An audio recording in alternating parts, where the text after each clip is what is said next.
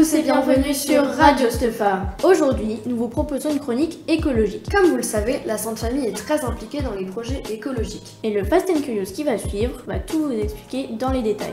Nous avons interviewé des éco-délégués du collège et du lycée. Sans plus attendre, découvrons la phase verte de la Sainte Famille. Nous vous souhaitons une très bonne écoute.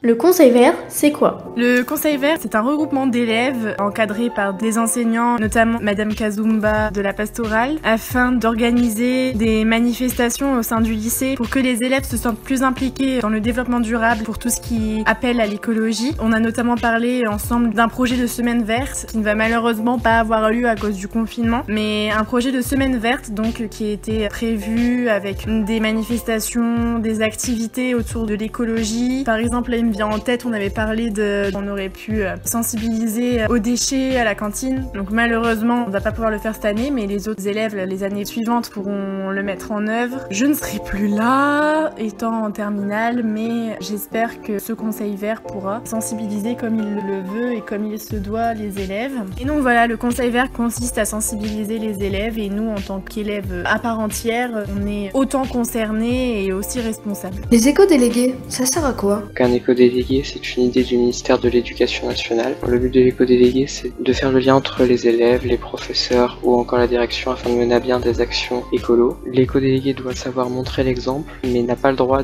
d'obliger les gens à faire certaines choses. Par exemple, être végétarien est un choix, mais c'est pas obligé. Par contre, si on pense que c'est bien de l'être, libre à vous de l'être. Donc si les élèves de la Sainte Famille ont des projets en tête, des trucs que le Conseil Vert n'a pas pensé, il y a une adresse email qui existe qui s'appelle conseil.vert@saintefa.org, tout attaché, tout en minuscule. Donc là, vous pourrez nous écrire si vous avez des idées. Quelles actions ont déjà été faites? À la cafétéria, par exemple, on a fait la suppression du plastique à usage unique comme les couverts, les assiettes et les gobelets en plastique, plus souvent utilisés l'an dernier encore. Et les pailles, on les a supprimées totalement. Avec le Conseil Vert, ce qu'on a fait, c'est qu'on a mis en place un système de pain à la fin de la cantine pour éviter le gaspillage, parce qu'avant, les élèves, ils pouvaient en prendre genre 3 et n'en manger que 1. Du coup, c'est plus pratique. Et aussi, on a mis en place des plats végétariens qui sont tous les jours. Et c'est utile pour les élèves qui mangent pas de viande. Alors, Ecosia, on l'a installé il y a quelques mois. On a reçu plusieurs demandes par rapport à ça, des mails. On l'a installé parce que c'est un moteur de recherche où à chaque fois qu'on fait une recherche, ça comptabilise. Et à partir de 45 recherches, il y a un arbre qui est planté. Alors, l'hôtel à insectes, c'est Picardie Nature qui est venu travailler avec les 6e. Toutes les classes de 6e ont pu participer à ce projet. Madame Betty Courquin nous a fait une petite intervention en expliquant les sortes d'insectes, ce que c'est qu'un insecte, comment ça vit, de quoi ça se nourrit. Et les élèves ont pu poser toutes les questions qu'ils voulaient. Et ensuite,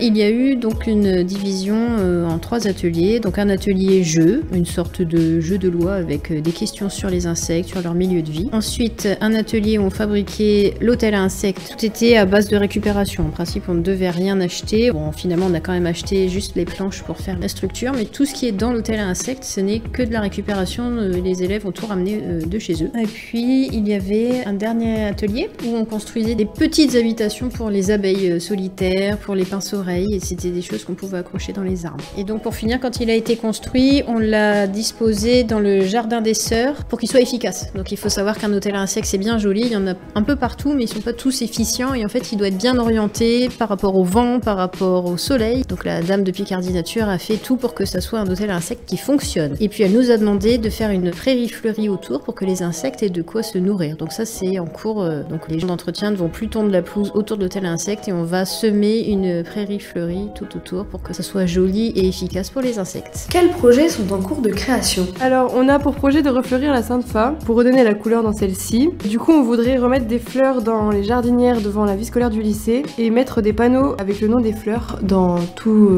les jardins, etc. Lors du Conseil Vert, nous avons eu l'idée de faire des marches calories, c'est-à-dire de mettre tous les 5 marches le nombre de calories qu'on a brûlées. On souhaite créer des tags sur les poubelles avec l'aide de l'option art plastique au lycée pour aider les jeunes à trier les déchets. Pour ce second projet, on avait aussi d'établir un poulailler pour pouvoir mettre en place une démarche un peu éco-responsable en mettant du coup des poules, en les nourrissant avec les déchets de la cantine, et donc ça permettrait aussi de développer la créativité un peu des collégiens, puisque ce sera au sein du collège, pour pouvoir aussi les rapprocher avec la nature, et c'est quelque chose qui est important pour l'avenir. Donc on aimerait faire une marche verte dans Amiens où on ramasserait les déchets dans la rue avec des gants pour les mettre dans un sac poubelle. Et on ferait des groupes à des endroits différents et l'équipe avec le plus gros sac gagnerait un prix ou des récompenses. Pour finir, n'hésitez pas à nous contacter sur le mail du Conseil Vert. On fait plein de projets, c'est vraiment cool, on peut y participer même si on n'est pas éco-délégué. C'est vraiment une activité grave sympa, n'hésitez pas à venir proposer des idées. Et n'oubliez pas, chaque geste compte.